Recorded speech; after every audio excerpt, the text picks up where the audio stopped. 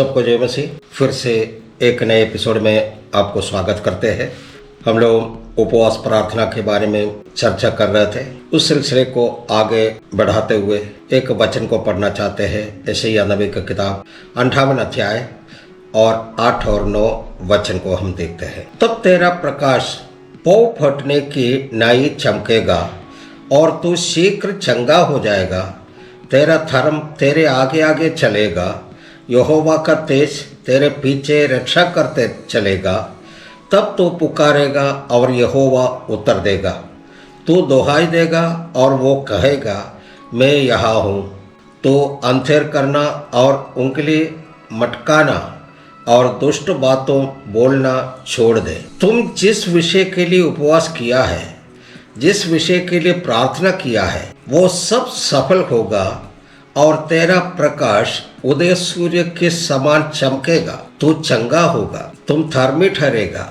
तेरा धर्म तेरा आगे आगे चलेगा और तुम्हें मार्ग दिखाने के लिए, तुम्हारा सुरक्षा के लिए यहोवा का तेज तेरे पीछे पीछे रक्षा करते चलेगा।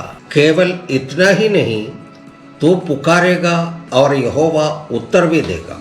तू दुहाई देगा और वो कहेगा मैं यहाँ हूँ।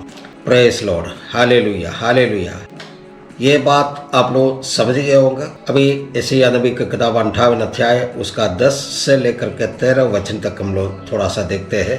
उदारता से भूखे की सहायता करें और दीन दुखियों को संतुष्ट करें, तब अंधियारे में तेरा प्रकाश चमकेगा और तेरा घोर अंधकार दोपहर का सा उजियाला हो जाएगा।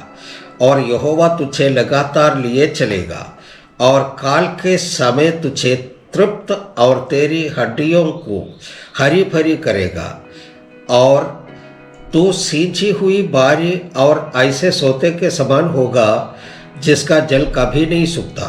और तेरे वंश के लोग बहुत काल के उजड़े हुए स्थानों को फिर बसाएगा। तू पीढ़ी पीढ़ी की पड़ी हुई नेव पर घर उठाएगा।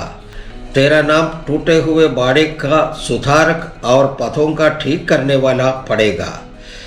यदि तू विश्राम दिन को अशुद्ध न करे, अर्थात मेरे उस पवित्र दिन में अपनी इच्छा पूरी करने का यत्न करे और विश्राम दिन को आनंद का दिन और यहोवा का पवित्र किया हुआ दिन समझकर माने, यदि तू उसका सम्मान कर के उस दिन अपने मार्ग पर न चले, अपनी इच्छा पूरी ना करे और अपनी ही बातें ना बोले। जब व्यवस्था के मुताबिक आप उपवास और प्रार्थना करेंगे तो ये सारा आशीषें आपके लिए है। ये मनुष्य के बेकार की बातें नहीं है, परंतु यहोवा की ही मुख से ये वचन निकला है। यशायाह 58 का 14वां वचन। तो तू यहोवा के कारण सुखी होगा और मैं तुझे देश के ऊंचे स्थानों पर चलने दूंगा। मैं तेरे मूल पुरुष याकूब के भाग की उपज में से तुझे खिलाऊंगा, क्योंकि यहोवा ही के मुख से ये वचन निकला है। इसका देखेंगे हम, ये पद परमेश्वर के आशीर्वाद और वचन का है। यदि लोग परमेश्वर के मार्गों में चले, उसकी इच्छाओं के अनुसार जीवन जिए और सच्चे उपवास और न्याय के साथ उसके प्रति समर्पित रहे, तो परमेश्वर उन्हें आशीर्वाद देंगे। वे उन्हें आनंद और शांति का अनुभव देंगे और उन्हें भूमि के सर्वोत्तम हिस्सों का अनुभव करने का अवसर देंगे। याकूब के विरासत, उसका मतलब है परमेश्वर का आशीर्वाद जो इस्राएल को उनके पूर्वजों के द्वारा दी गई थी, दी गई भूमि और आशीर्वाद के रूप में मिलेगा। ये पद दर्शाता है कि परमेश्वर अपने विश्वासियों को पूरी तरह से आशीर्वाद देने का वादा करते हैं, अगर वे सत्य और धार्मिकता में चलते हैं तो। और आगे को हम लोग देखेंगे। एक एक वचन पढ़ने के लिए नहीं जा रहा हूँ, लेकिन कुरिन्थियों का पहला कुरिन्थियों का किताब का 13 और 14 अध्याय अगर पढ़ते हैं तो उपवास और प्रार्थना के बारे में ही वहाँ पर लिखा हुआ है। उसको संक्षिप्त में हम आपको बताना चाहते हैं। पहला कुरिन्थियों 13 और 14 अध्यायों में उपवास और प्रार्थना के बारे में प्रमुख बातें हैं। कुरिन्थियों के 13 और 14 अध्यायों में उपवास और प्रार्थना पर सीधा चर्चा नहीं है, लेकिन ये अध्याय विशेष रूप से प्रेम और आत्मा के उपहारों यानी कि स्पिरिचुअल गिफ्ट पर ध्यान केंद्रित करते हैं, जो उपवास और प्रार्थना से संबंधित हो सकते हैं। इन अध्यायों में दी गई शिक्षा का एक प्रमुख उद्देश्य यह है कि हमें परमेश्वर से अपनी व्यक्तिगत संबंधों को सुधारने के लिए प्रेम, प्रार्थना और आत्मा के उपहारों का सही उपयोग करना चाहिए। पहला कुरिन्थियों 13 अध्याय में प्रेम का महत्व के बारे में सारा विस्तृत जानकारी दिया हुआ है। प्रेम का महत्व पहले उसी में बताया गया है। ये अध्याय इस बात को स्पष्ट करता है कि चाहे हमारे पास कितनी भी धार्मिकता, ज्ञान या उपहार हो, यदि हम प्रेम के बिना काम करते हैं तो वे सब निरर्थक है। उपवास और प्रार्थना में भी यदि प्रेम न हो तो हमारे कार्यों का कोई मूल्य नहीं है। उसी में मुख्य बिंदु ये है, प्रेम सभी आत्मिक कृत्यों का मूल होना चाहिए, जैसे उपवास और प्रार्थना। अगर वे प्रेम से प्रेरित नहीं है तो वे केवल बाहरी कर्म बनकर रह जाते हैं। सच्चा प्रेम परमेश्वर और दूसरों के प्रति होना चाहिए। उपवास और प्रार्थना का उद्देश्य केवल खुद को नहीं बल्कि दूसरों के लिए भी परमेश्वर से आशीर्वाद प्राप्त करना होना चाहिए।